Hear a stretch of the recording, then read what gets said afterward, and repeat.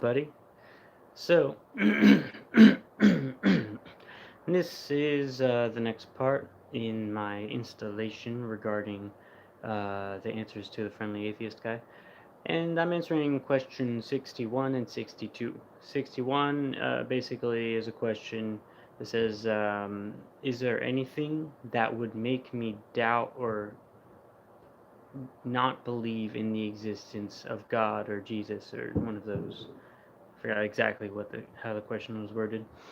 And then the 62, that one was don't I think it's weird when I come across somebody who uh, refuses to disbelieve something even when all the evidence points in one direction, points against it. And so, fun questions, fun questions.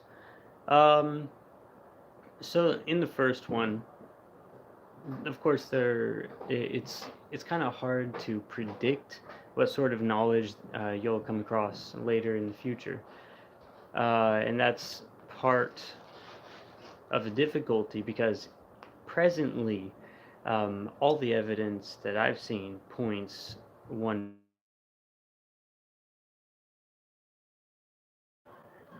atheists don't like, and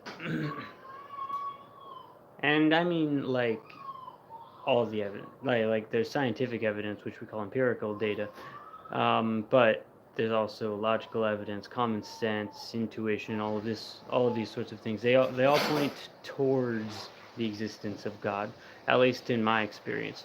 And so, um, if there were sufficient evidence to believe against God, to counterbalance everything that I already do know, and of course, there's not just the evidence because as I'm reading Pascal, it also is apparent that the wager is actually kind of important.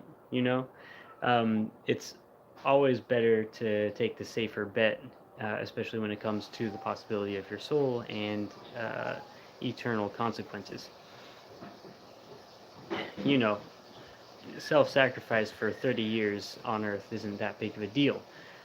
But even if the evidence if the evidence were to counterbalance to such a degree to overthrow and to counterweight all of the evidence that I already know about, and to counterbalance the wager itself, then yeah, of course, we always have to follow the evidence, and I think most Christians are like that. Like all the Christians that I have talked to, you, I haven't found.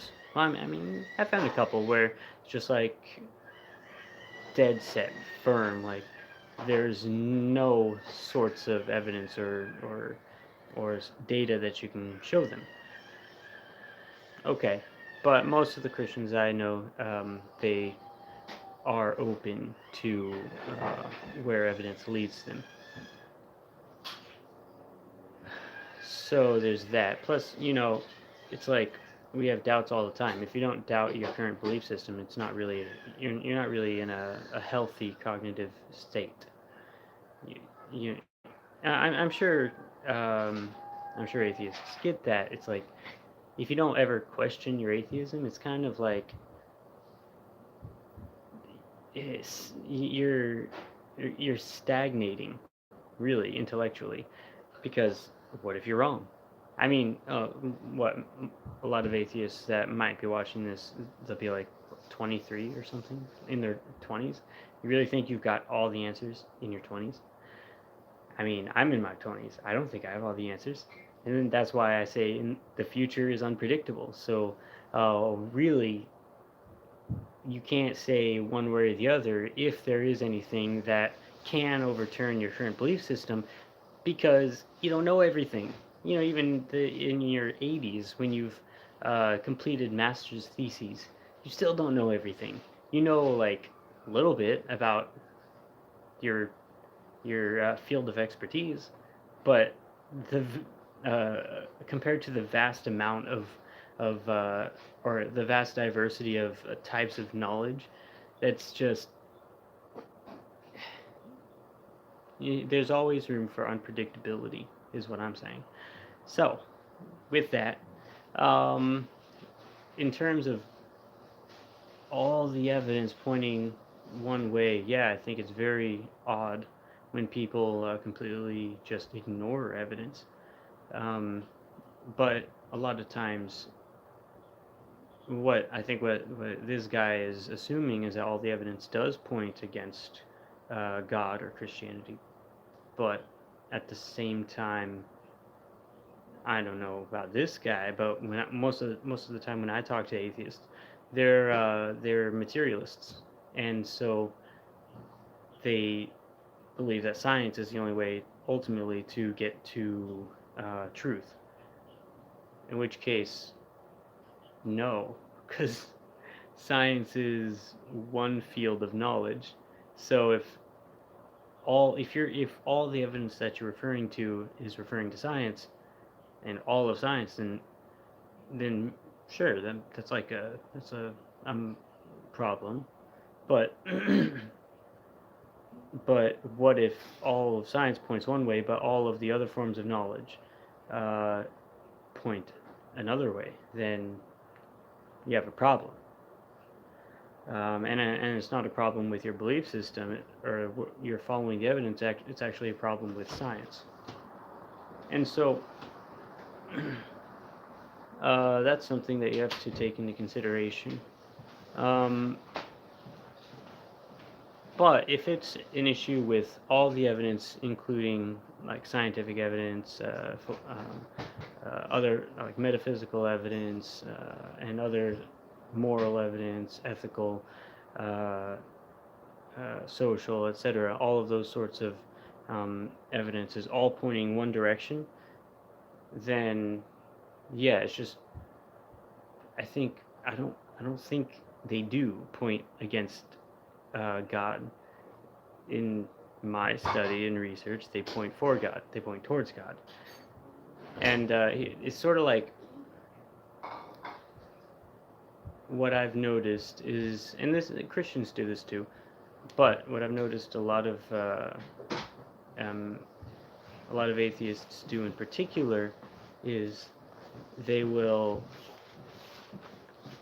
have a narrative and then they interpret all of the evidence that they see according to that narrative. And that they do that without really realizing that they're doing that.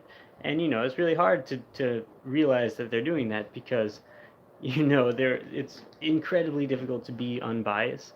Past experience almost always points you one direction or the other. Um, but if you, but the sooner you can dig deep into yourself and ask yourself, why do I believe this and why do I believe that? Where are my assumptions coming from? In what areas do I have no real basis for believing X and Y? For instance, what basis do we have for believing that that science actually works? Well, we see, for instance, we do an experiment and it produces the same effect every time. As far as we know. How do we know that the outside reality actually exists? Well, you could say it'd be pretty bad for us if it didn't exist. Possibly. We don't know that because everything we experience is what we experience. So, um, if the outside reality was different from what we experience, how do we know that the entire, you could say, our fear or survival instincts are not all fabricated based on something that's completely outside of ontological reality? And these sorts of, and I know that's there's a word for that. That's a dilemma, and it's not just a philosophical dilemma because it's also a scientific dilemma because science doesn't answer those questions. You have to make those assumptions not based on science but based on really epistemology. And then in what I've studied, it's the answers to those questions are pretty lacking.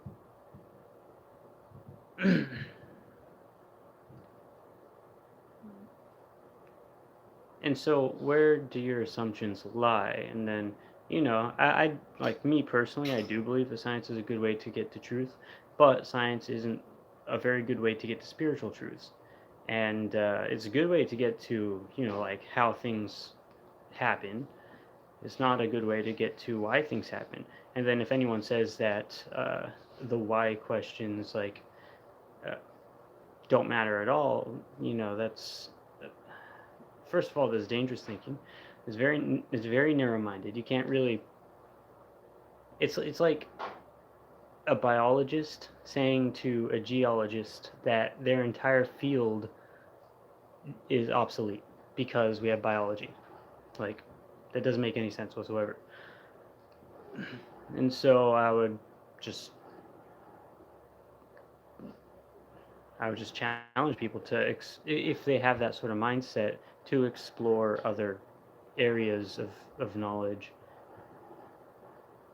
before making those conclusions, and I don't know, explore them with genuine curiosity. Like explore the fields of morality, for instance. Like if you're a microbiologist, explore the fields of morality and the different theories.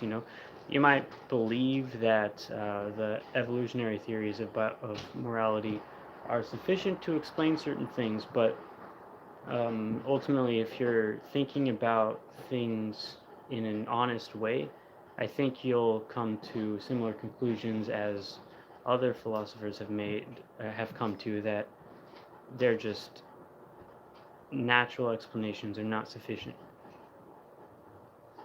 At least they're sufficient in explaining what's normative, but they're not sufficient in explaining what our actual duties are, and they're not sufficient in explaining, or what's a better word? They're not in justifying our expectation of other people to act in a certain manner, um, to act morally, in other words. So, and that's just one example.